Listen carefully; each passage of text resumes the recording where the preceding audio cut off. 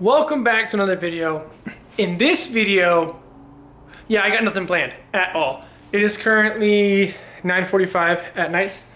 So I think the objective here for this entire clip, this entire video, is just hitting the list. I think we're just gonna take whatever we can do and just knock as much of it off as we can.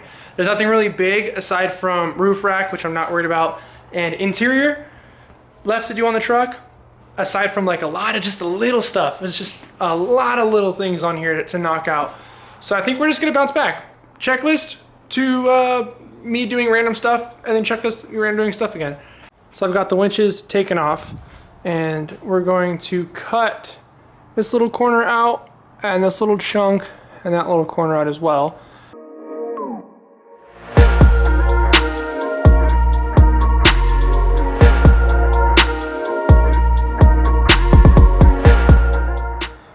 So these guys are locked in.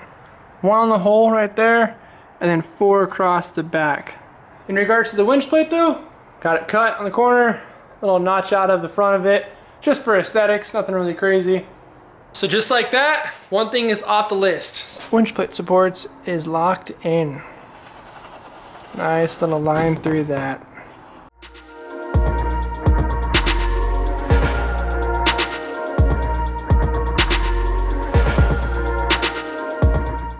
So there you have it. Got the holes drilled in the side. This guy is done. You're probably wondering, were those holes necessary to get the truck going? The answer is no. But they complete the truck, so therefore the answer then turns into a yes. All right, so we have moved on to the frame supports. The frame has the bench, and the frame also has the belly winch plate. But other than that, there's nothing else holding this frame apart from each other. So I built a little crossbar and some pieces, but I want to show you guys the fitment before we weld it in, because it is just way too good. First of all, this side looking super spiffy all the way around. This side looking just dandy. How about that? And then you go way over here to that side, and it's just, oh. So good. I don't know. For me as a fabricator, it's just like when you get 3 different things to line up. Oh, and you can't forget the fitment right here on this puppy. This isn't welded yet either. Just immaculate. And as a fabricator, when you can get fitment like that, like really tight, it's just like super satisfying. It makes the welding so nice because it's so easy to weld. Also, the flag going through the fair lead and then landing on the flat spot of the winch plate is just to simulate the winch line so that I can make sure that we were going to clear on the tubing. So here's the tubing, and then there's that winch line. And I want to make sure that we weren't going to have any interference, more importantly over here, but just an overall, just to be safe. Nice little line through it. Frame crossbar is done. All right, so moving on from the supports, I have actually bought another winch. So now we have 3 of them. I need to get 1 more for the front, but that's super not a priority right now. I just want to get the truck running and driving. So we're gonna pull the fair lead out of the winch, and we're gonna stick them on the sides of the truck. Like I said, probably the easiest thing on the list, but it's hot. It is extra warm today.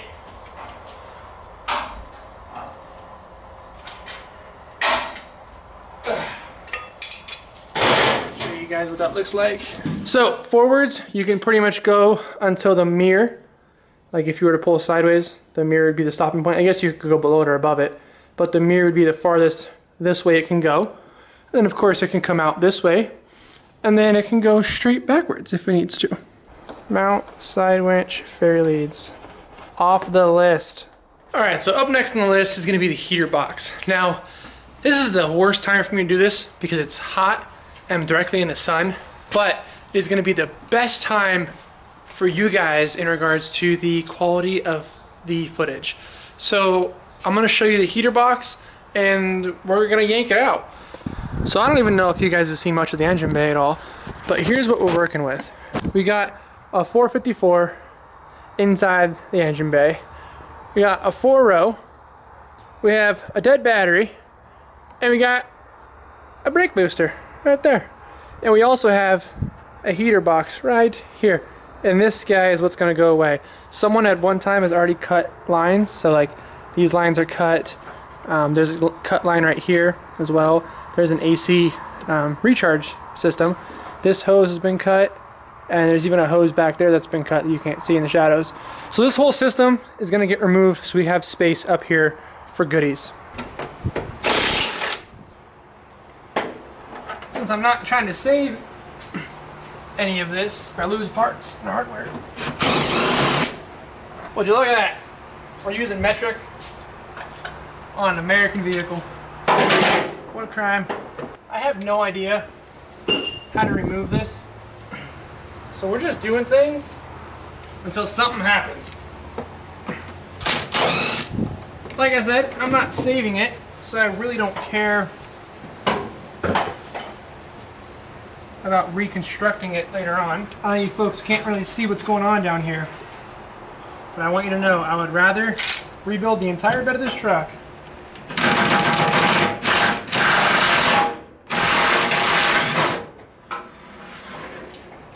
Yes! This is what's going on. Let's see if that was the last one. Did I even get it out? Yeah, I got it out. Nope. Still one more. Currently using a pair of dikes as the correct size socket. Aha! This little guy. Can you believe it? Thank God. 1/2 gone.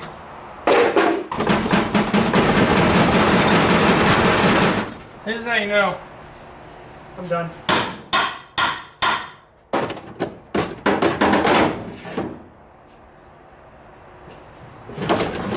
Ah, yes. About time. Oh my gosh. What is this crap? Dear God. One bolt, folks. You can see it. I cut the fiberglass. Or I shouldn't say I cut it, but I definitely beat my way through it. So frustrating. Why is it that I can't remove a heater box, but I can build a tow truck? I told you there was one more bolt at the bottom. I just could not seem to find it. But I'll tell you who did find it, Mr. Pry Bar. Look at all the space we have in here. This guy right here was holding on. So I actually broke the fiberglass. I just cut it basically. There's still fiberglass right here, you can see it. So I'll pull that bolt out. There's also some kind of a heater vent in there as well. And I don't even know what this guy is. Look at that. This guy could probably come out. That's the antenna. That was the antenna. I guess it still is an antenna. Oh, that's the fair leads. Oh my God. It's okay. We have those being ordered right now. That's okay. Remove a heater box. Time to get the belly winch mounted. Take a look at this. We got the belly winch in. She fits real nice and tight between those two X's, or the X, I'm sorry. This guy right here. Nice and tight, nice and snug. Mounted and installed. So we're at a really strange point in the build right now where the back of this truck is done. Aside from like brake lights and mounting equipment and the fair leads on top, which are getting built right now, the back of the truck is done. It's all sanded, it's all welded. It's like I've spent the last 3 months of my life on the back of this truck. Here's a little cutout of when we started, when the frame was just polished smooth and nothing was there. So up next, we're gonna start on probably the roof rack because I'm really struggling to find some seats right now. And then we're gonna keep on going. So what we got here is the roof rack cover, which just covers the hole inside the roof rack, like the two tubes. And then the opening is for the winch line to go through in the event that we want to grab top of the boom with the belly winch going up through the headache rack out to the top. Plate on top of the headache rack, done. It is super hot today. the Welder Hit Duty cycle. So I'm actually not done, but I'm done with it. So we can mark it off the list. Locked in. So I was kind of just sitting here trying to cool down, trying to think of what else I could do to the bench. And I thought, why not put a vise on it? Now it won't be permanent, something we can bolt on, bolt off when we need it. But I mean, what good is a bench without a vise, right? And how good would that be to have a vise when needed way out in the sticks? So I was playing around with ideas, like where could we mount this vise? This is the one that I used to weld the chains on the end of the rolling bench. So I was thinking like maybe here, we could put 4 holes in the bench there, or maybe we could mount it here. But I was like, well, I don't know where a fender's gonna go, so I don't know. And then I was like, what about the corner, right? Now, here's the deal, all right? Here's the dealio. So, you guys saw me put these holes in here, and it was just for aesthetics. It looks cool. I think so, at least. It's the only thing I can do to just kind of add character to the truck and what have you. Well, just so happens that the mounting points, whoa, I made money. The mounting points for the vise are literally spot on with these 2 holes. Like literally, look at that. Literally, there's that hole and there's that hole. I don't know about you guys, but I'm thinking that's where that's gonna go, because that's a little too good. So I transitioned to the cab, and I've been working on the floorboards. Let me show you what I got going on here. So we're fluffing and buffing them with the sanders, making them nice and neat, and they're coming out pretty clean. This spot's looking a lot better than it does on camera, but everything here is super smooth. I started off looking like this. So remember when I told you guys that I was having a hard time finding some seats? And yeah, I lied. Well, I didn't lie. Directly after that, I got a couple messages from some guys, and nonetheless, we got some seats. The best seats in the game. Let me show you. You're looking at a pair of NRG Prismas. The single most comfortable seat in the world. It also came with a slider for a Integra, but this is a unpopular opinion.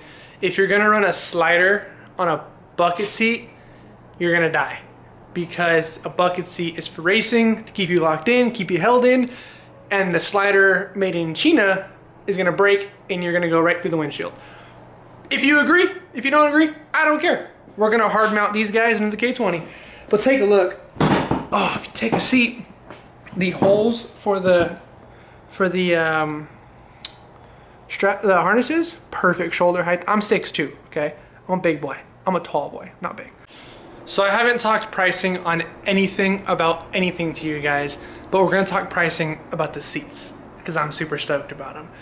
So the reason why I was having such a hard time finding seats was I was not gonna pay $375 a seat, which is what these cost. I wasn't gonna do it. I'm just not. Not for a truck that's gonna go out in the dirt, just get muddy, get rained in. I wasn't gonna pay that, but I wanted these seats because they're so good. So I found, it was like a 130-mile round trip. I bought this one like 60 miles south, and then that one like 40 miles north of the other one, and then I had like a 15-mile drive back home. But I paid $200 for one and $225 for the other one. So grand total of $425. When it would have cost me $750 for a pair. So I saved $350 on the best seats. Like, I'm in such a good mood right now. This is, and they're black. People always have these seats for sale, and they're red, pink, random plaid colors, which are great. They're cool colors.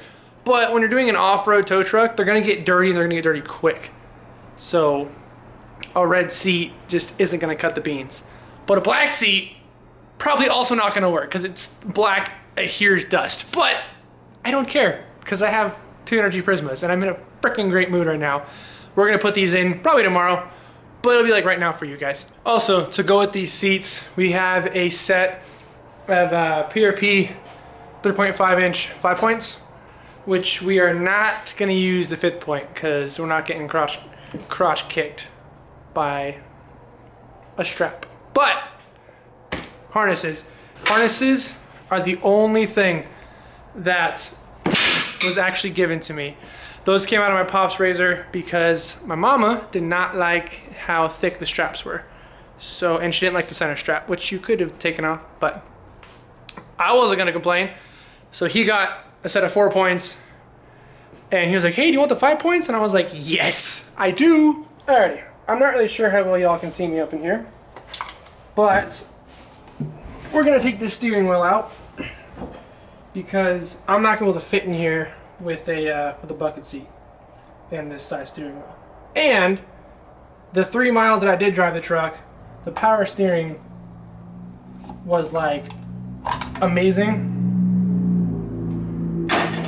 So I'm really not tripping on having a smaller wheel. Boom, first go. Because yeah, steering on this thing was good, so like one finger good, like good, so. See if we can't get this steering wheel off. Oh, no way. That was supposed to be way, way harder. Watch this thing just BAM!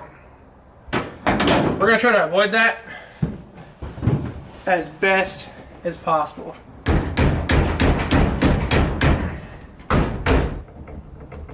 Oh, there it goes. Boom. Just like that. So, I got some seat rails made. We got 2 here, and we got 2 right here. I'm going independent with the seat rails because the biggest attraction for the inside of this truck is gonna be a massive center console that splits the 2 in half, and then it goes up the entire to the firewall, or to the dash, I'm sorry, and then basically a big switch panel. So here's what we got.